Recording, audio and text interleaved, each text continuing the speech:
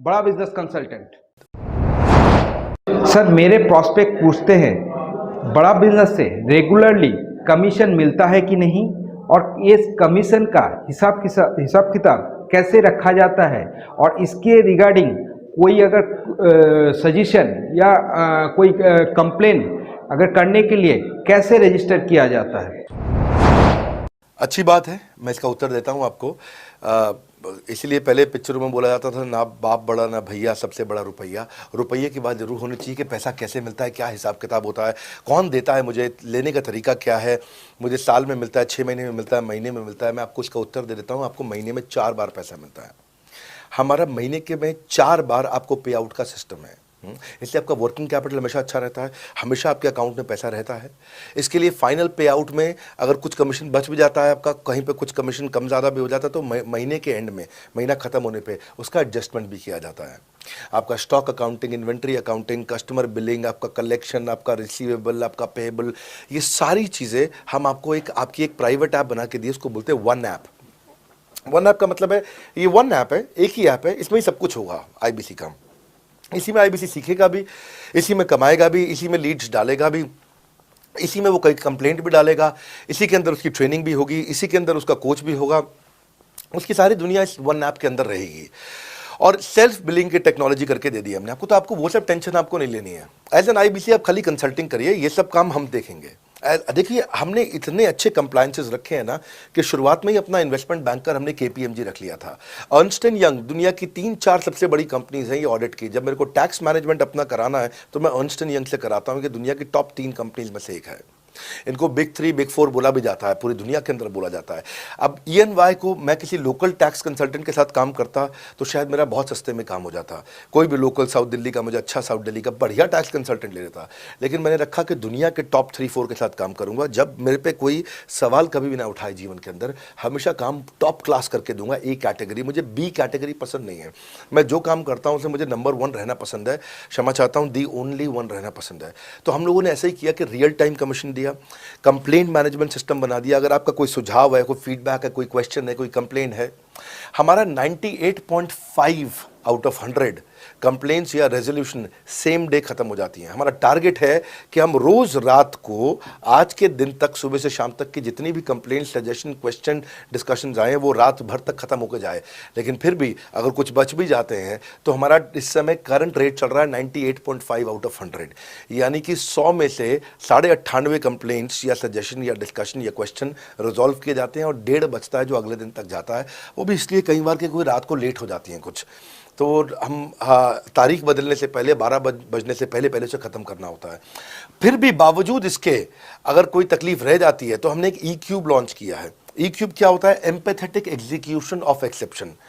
आप ऐसे समझिए कि सारी कंप्लेंट्स तो रिजॉल्व हो जाती हैं, पर कोई अजीब सी ऐसी नई कंप्लेंट आ गई जो हमारी किसी पॉलिसी में ही नहीं है। आज तक हमारी 742 पॉलिसीज बन चुकी हैं, 742 प्रोसेस डॉक्यूमेंट बन चुके हैं। अगर कोई पॉलिसी में ही नहीं है तो उसको रिजॉल्व करना मुश्किल होता है जूनियर लेवल पे, जो हमारा पूरा टीम काम कर रहा है उसमें। उसके अंदर हमारा कुछ सैकड़ों लोगों का पूरा एक कॉन्टैक्ट सेंटर है, कॉल सेंटर है, जो सर्विस सेंटर जिसको बोलते हैं, जहां वो लोग काम कर रहे होते हैं, लगातार सबसे इंटरैक्ट करते रहते हैं। लेकिन अगर कोई नई चीज़ आ गई जो कि 742 पॉलिसीज़ के अंदर नहीं है, तो अगले 3 दिन के अंदर 743वीं पॉलिसी बनेगी, फिर 744वीं पॉलिसी बनेगी, और उसका रेजोल्यूशन उसको दिया जाएगा। इसको बोलते हैं ई क्यूब। एम्पैथेटिक, यानी कि इस व्यक्ति का कोई प्रॉब्लम सॉल्व कर नहीं पा रहा था तो मुझे एम्पैथी देनी है। एग्जीक्यूशन सॉल्व करूंगा एक्सेप्शन की, क्योंकि ये प्रॉब्लम पहले कभी नहीं आई, ये एक्सेप्शन है, ये नई प्रॉब्लम है। तो इसी के लिए हमने एक कंप्लेंट मैनेजमेंट सिस्टम बनाया पूरा। इसमें हमारे यहाँ पहले शुरू में हमारी रेटिंग लो हुआ करती थी, हमने इस पर टीम बनाई। मैं आपको बात बता रहा हूँ 2020 अगस्त सितंबर की हमने इसको लॉन्च किया था। जिस साल हमने आईबीसी लॉन्च करने के 4-5 महीने बाद लॉन्च किया इसको, क्योंकि तब हमारे को उसकी नीड समझ में आई। फिर सजेशन, फीडबैक, क्वेश्चन, कंप्लेंट सब आने लगे, और इसको हमने रिजॉल्व करना शुरू किया। और मुझे याद है कि हम लोग जब तक 2021 मार्च तक आए थे तो हमारी रेटिंग 9.6 आउट ऑफ 10 हो चुकी थी। 9.6 आउट ऑफ 10, इसको हम कंसिस्टेंटली ट्राई कर रहे हैं कि 9.9 या 10 आउट ऑफ 10 पे पहुंचे। इसका बड़ा फ़ायदा हुआ हमारे को। इसमें जितनी भी कंप्लेंट्स आती हैं, सजेशंस आते हैं, डिस्कशंस आते हैं, उनको रिजॉल्व करते हैं। टिकट सिस्टम होता है, टिकट रेज करता है सामने वाला। तो ये यहाँ से नहीं होता तो फिर EQ पे सॉल्व हो जाता है उसके आगे जाके, एम्पैथेटिक एग्जीक्यूशन ऑफ एक्सेप्शन। तो ये हमने टोटल ऐसा मॉडल लिया कि जिसमें हम कहीं पे भी किसी को तकलीफ ना रहने दें।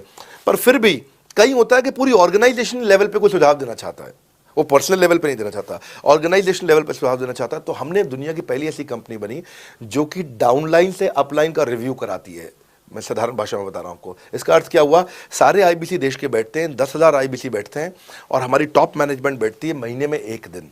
और महीने में एक दिन हम लोग बैठते हैं। इसको हम लोग हर महीने के पहले इतवार को करते हैं इस मीटिंग को, first Sunday off every month. ये सुबह 11 से एक मीटिंग चलती है, 2 घंटे के लिए एक्सटेंड हो जाती है, 3 घंटा जाती है। यहाँ पे जितने भी हमारे IBC हैं वो हमारी टॉप मैनेजमेंट, यानी कि मैं CEO, chief operating officer, chief strategy officer, chief financial officer, chief learning officer, chief technology officer, chief product officer, chief service excellence officer, ये सारे के सारे जितने भी चीफ है हमारी कंपनी के, ये सब बैठते हैं। और कोई भी IBC पब्लिक में 10,000 लोगों के सामने हमसे कोई भी सवाल कर सकता है। और उससे क्या हुआ, धीरे धीरे धीरे सारे IBCs का हमारे पे बहुत कॉन्फिडेंस आया, ट्रस्ट आया कि भाई कंपनी हमारे साथ बैठती है, हमारे आइडियाज़, हमारे सुझाव सुनती है। और जितनी इंप्रूवमेंट हम ला पाए ना, उस इंप्रूवमेंट का कारण ही यही था भाई साहब, हम इसीलिए कर पाए क्योंकि हम सारे लोगों को सुनते हैं और उनके सुझावों को लेते हैं और सुझावों को इंप्लीमेंट करते हैं। हर बार इतने सुझाव आ जाते हैं, इतने सुझाव आ जाते हैं। तो हमारा भी ये मानना है कि आप 4 नई चीज़ लॉन्च करो, 3 फेल होंगी, 1 सक्सेसफुल होगी। फिर 4 नई चीज़ लॉन्च करो, 3 फेल होंगी, 1 सक्सेसफुल होगी। फिर 4 नई चीज़ लॉन्च करो, 3 फेल होंगी, 1 सक्सेसफुल होगी। और इस तरह 1 सक्सेसफुल करते करते करते करते करते हम इंक्रीमेंटली इतना आगे जाते हैं कि उसका रिजल्ट एक्सपोनेंशियल हो जाता है। और यही होता है कि हमारे को जब सुझाव मिलते हैं, अगले महीने आकर के अगले महीने के पहले संडे को हम पिछले सुझावों की रिपोर्ट कार्ड आपको सबमिट करते हैं। पीछे आपने हमारे को टोटल मिलाकर के 42 सुझाव दिए, इन 42 में से 35 इंप्लीमेंट हो गए, और 35 में से 35 के बाद ये 5 हैं, इनको इंप्लीमेंट करने की कोशिश किया जा रहा है, और 2 को हमने छोड़ दिया है जिनको हम इंप्लीमेंट नहीं करेंगे। इस तरह सामने वाले सारे के सारे 10,000 IBCs को, जो 10,000 आते हैं, एक बार में हम 10,000 लोगों को बुला लेते हैं और उनका सबका बड़ा कॉन्फिडेंस बढ़ता है। और वो देखते हैं, फिर अगली बार वो और आके सुझाव देते हैं, पहले से ही अपना स्लॉट बुक कर लेते हैं कि मैं सुझाव देना चाहूँगा। तो बेसिकली आपकी किसी भी समस्या को सुलझाने के लिए हम कंटिन्यूसली लगे रहते हैं। और आपका कमीशन, जो आपने जहाँ प्रश्न पूछा था, वो तो एक बहुत छोटी चीज़ है। IBC का कमीशन तो छोड़िए, हम अपने एम्प्लॉयज़ भी हैं, आज तक कभी भी उनकी तनख्वाह 30 तारीख से लेट नहीं हुई है। अगर 30 का महीना तो 30 को तनख्वाह मिलेगी, 31 का महीना तो 31 की दोपहर को तनख्वाह मिल जाएगी। अगर ये फरवरी का महीना 28 का है तो 28 की दोपहर को मिल जाएगी। अगर 28 को संडे है तो 27 को मिल जाएगी। 27 को अगर फोर्थ सैटरडे है तो आपको 26 को तनख्वाह मिल जाएगी। तनख्वाह भी हम कभी लेट नहीं होने देते, पेमेंट भी हम कभी लेट नहीं होने देते। ये हमारी कंपनी में एक कमिटमेंट है।